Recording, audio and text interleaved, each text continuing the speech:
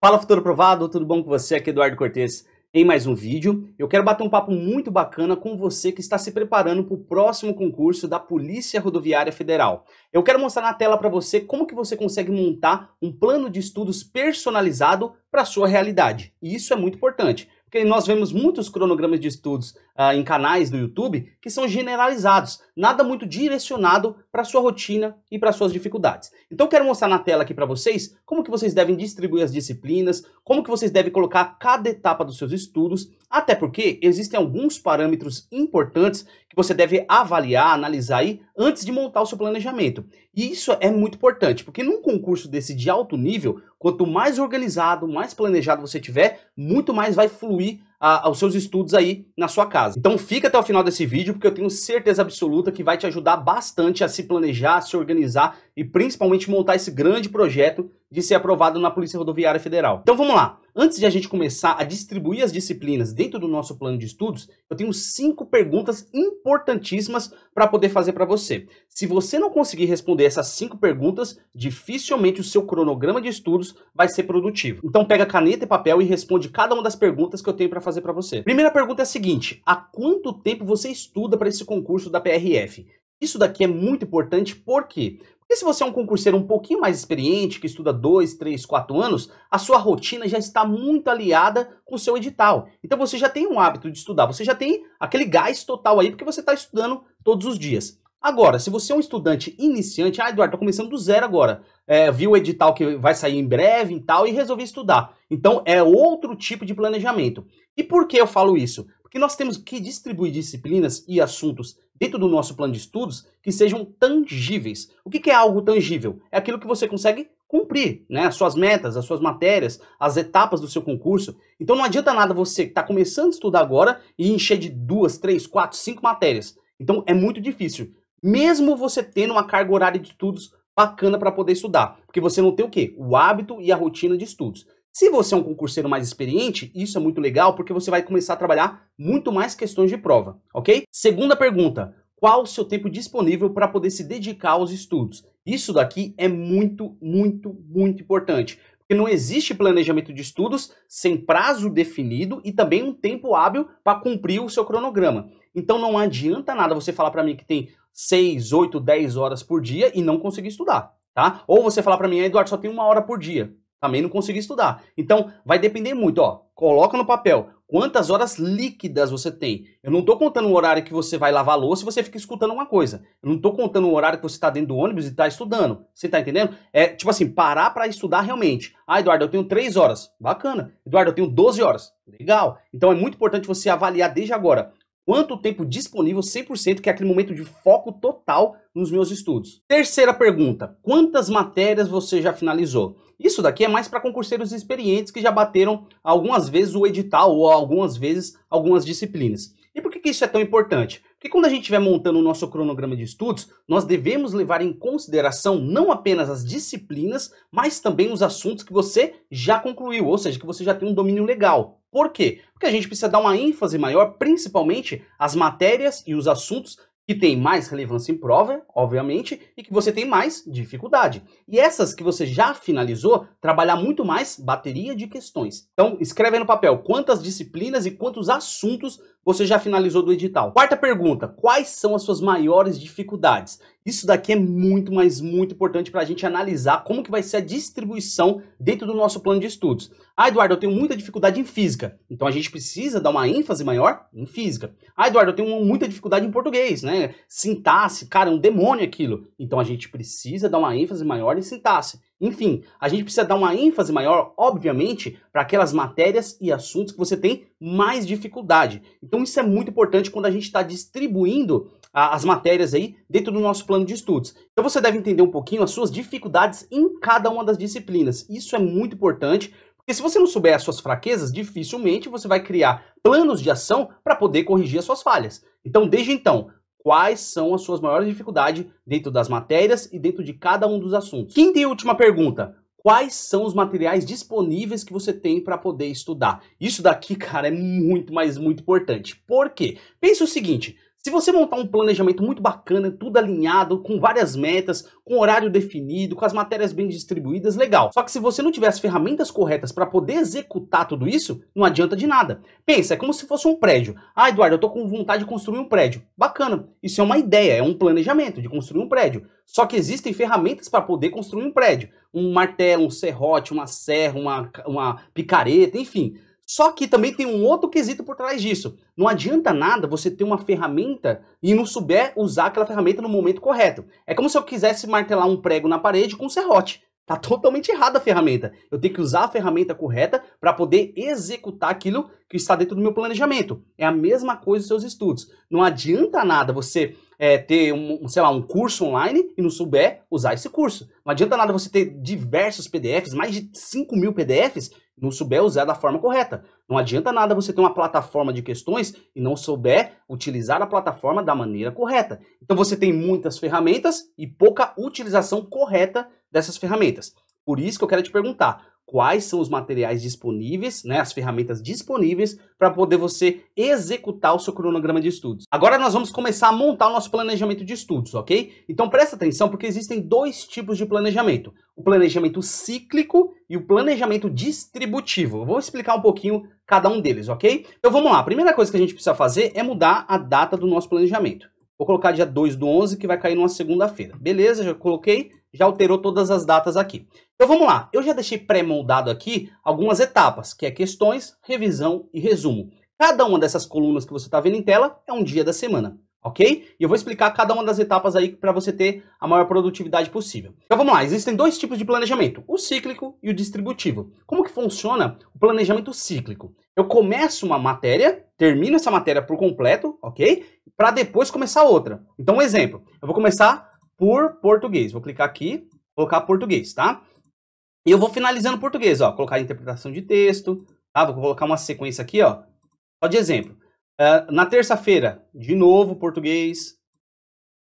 Colocar outra aqui, ó. 3, 4, tá? Aqui eu tô colocando 2 assuntos de cada matéria, mas você pode colocar um assunto só, ou 3, ou 5. Vai depender muito de como que você tá habituado aí a estudar. Enfim, então eu vou montando esse planejamento aqui, ó, semanal, tá? Até finalizar a matéria de português. Finalizei a matéria de português, começo física. Finalizo a matéria de física e começo o direito constitucional. E assim sucessivamente. O planejamento cíclico, ele faz isso. Você matar uma matéria, começar outra. Matar uma matéria, começar outra, tá? E assim sucessivamente. Mas o plano de estudos distributivo, eu acho que é o que tem mais produtividade nos seus estudos. Que é o quê? A gente distribui as disciplinas no decorrer do nosso cronograma, naquela semana ou nas pós-semanas, ok? Então, como que funciona? Suponhamos que eu tenha começado aqui com a matéria de português, ok? Matéria de português. Vou colocar cada um dos assuntos aqui, ó. Interpretação de texto e, sei lá, colocar um aqui, passar para baixo, colocar sinal indicativo de crase. Beleza. E também vou colocar outra matéria, tá? Exemplo, informática. Vou colocar aqui para baixo, vou passando. Vou colocar aqui, ó, redes de computadores. Bacana. Então, eu vou montando dessa forma, tá bom? No caso aqui, eu montei 2 matérias por dia. Dica muito importante que eu tenho para passar para você, porque eu não sei os parâmetros que você respondeu aí nas minhas perguntas. Mas se você tem pouco tempo para estudar, uma matéria por dia. Uma matéria por dia. Eduardo, eu tenho 2 horas para estudar. Coloca uma matéria por dia. Eduardo, eu tenho 1 hora para estudar por dia. Uma matéria por dia só. Porque não fica muito vidrado em quantidade de horas de estudos, e sim em qualidade. Isso é bem importante. E uma coisa interessante nesse cronograma, que ele distribui as disciplinas não apenas das matérias, mas também dos assuntos. Porque muitas vezes você já finalizou um determinado assunto e você pode colocar outro que você tem muita dificuldade. Então no nosso exemplo aqui a gente colocou informática, redes de computadores. Suponhamos que você já finalizou redes de computadores. Você pode colocar um assunto que você ainda não viu. Então, por exemplo, aqui, ó, sobre segurança da informação, os malwares, né? Então você vai lá e estuda aquele assunto específico. Então, a distribuição é da seguinte maneira. Você vai distribuindo as matérias e os assuntos no decorrer da semana, ok? Bem, então vamos lá. Eu fiz um preenchimento aqui para servir de exemplo, para eu te explicar alguns pontos importantes aqui, beleza? Então, primeira coisa, quantas horas de estudos você tem? É 8? É 10? É 12? Isso não importa. O máximo que você deve colocar são 3 matérias por dia. Até porque se você tem uma carga horária líquida de estudos de 10 horas, dentro dessa carga horária você tem que contabilizar as suas pausas. Para tomar café, para almoçar, para jantar, para ir no banheiro, para relaxar sua cabeça. Então tudo isso tem que ser computado dentro do seu tempo líquido de estudos, ok?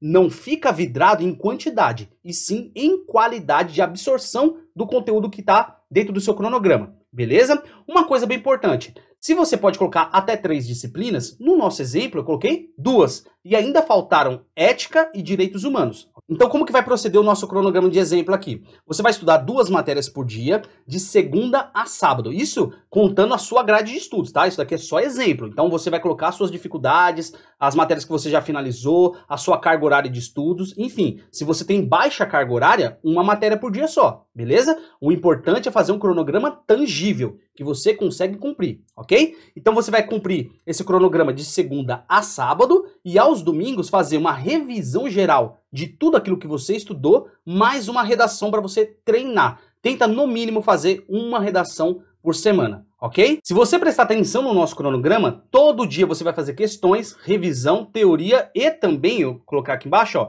o seu resumo, ok? Ou suas anotações, beleza? Então, como que procede? Suponhamos que no dia 2/11, ok? Segunda-feira, você vai estudar português e informática. Português você vai ver interpretação de texto e crase. E em informática você vai ver os malwares, que são os vírus, os roms, as pragas virtuais. Beleza? Como que procede aqui? Presta bastante atenção. Existem disciplinas que você vai muito mais na prática, 99% na prática. E outras que é 99% teoria para depois ir para a prática. Português é um desses casos que você deve ir na prática. Por exemplo, interpretação de texto. Não tem como você ver, ficar vendo videoaula, ficar lendo PDF, escutando audiobook para tentar interpretar um texto. Não, você tem que ir e simplesmente compreender e interpretar o texto e responder as questões. É mais prática do que teoria. Só que crase, por exemplo, existem algumas regrinhas de proibidas, facultativas, obrigatórias. E às vezes, você fazendo questões direto ali, você não vai conseguir pegar essas regrinhas, talvez, tá?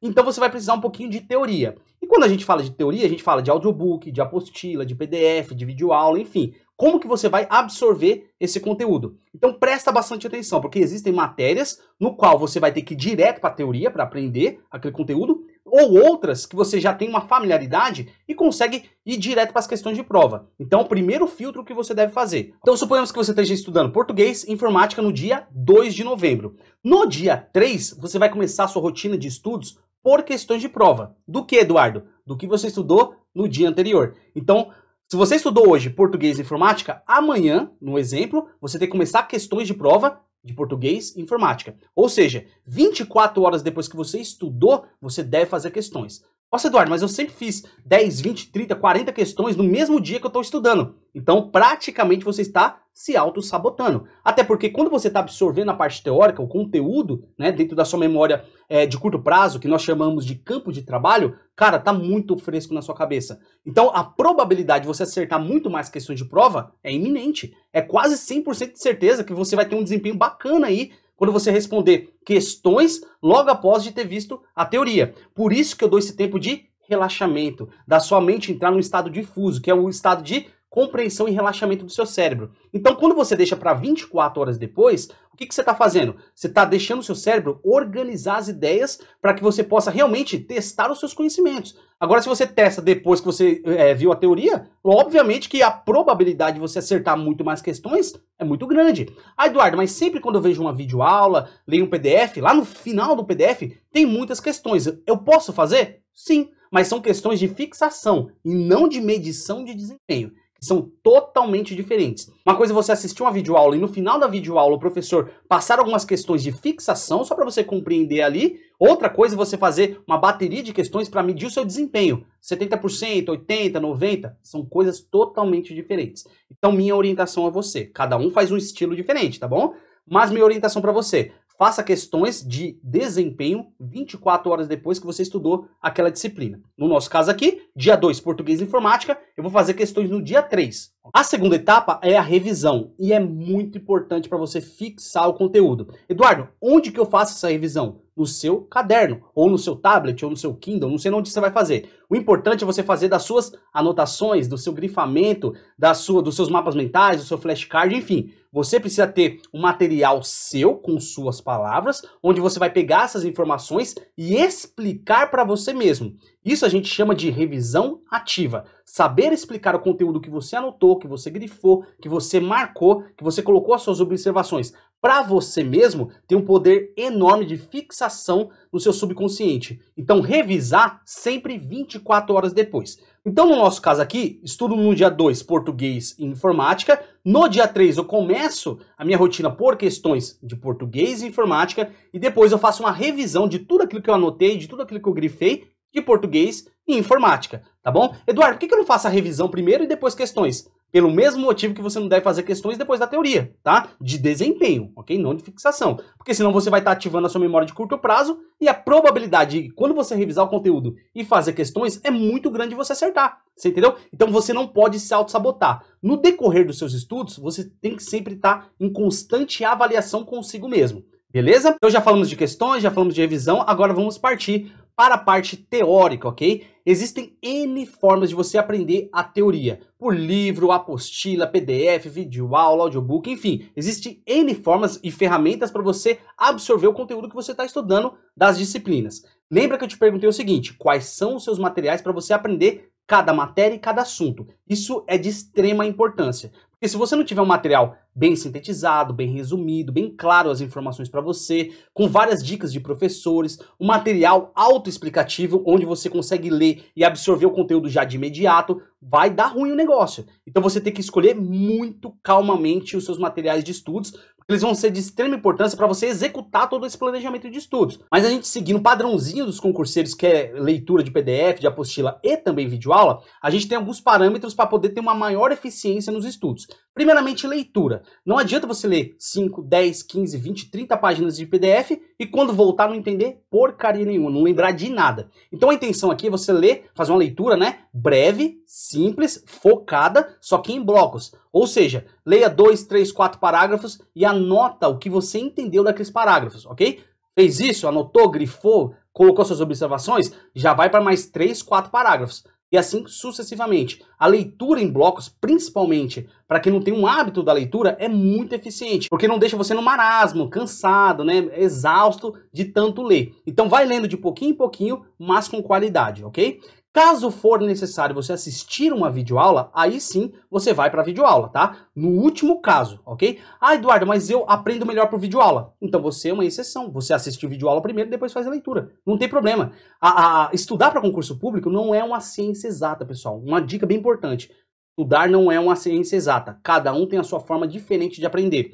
Esse exemplo que eu estou passando para você, 90% dos concurseiros, eles seguem, tá? Uns colocam uma coisinha a mais, outras a menos, mas basicamente é esse padrãozinho aí, ok? Então, se você for assistir uma videoaula, assista com qualidade, focando naquilo que o professor está falando para você. Mas o interessante é você fazer uma leitura prévia. Por quê? Para condicionar o seu cérebro sobre o assunto que vai ser trabalhado também na videoaula. Até porque a videoaula é um complemento daquilo que está no material. O professor simplesmente resume tudo que já está no material. Então isso é muito importante, você condicionar o seu cérebro a entender um pouquinho mais dos assuntos dentro do PDF para depois assistir a videoaula. Já falamos das questões, da revisão, da teoria, agora vai partir para o resumo. Quando eu falo de resumo, eu estou falando de algo global, complexo, né, detalhado, mas você pode fazer as suas anotações. Quando a gente fala de resumo, pessoal, é muito importante você entender o seguinte: o resumo é de extrema importância, até porque ele vai te ajudar a revisar o conteúdo.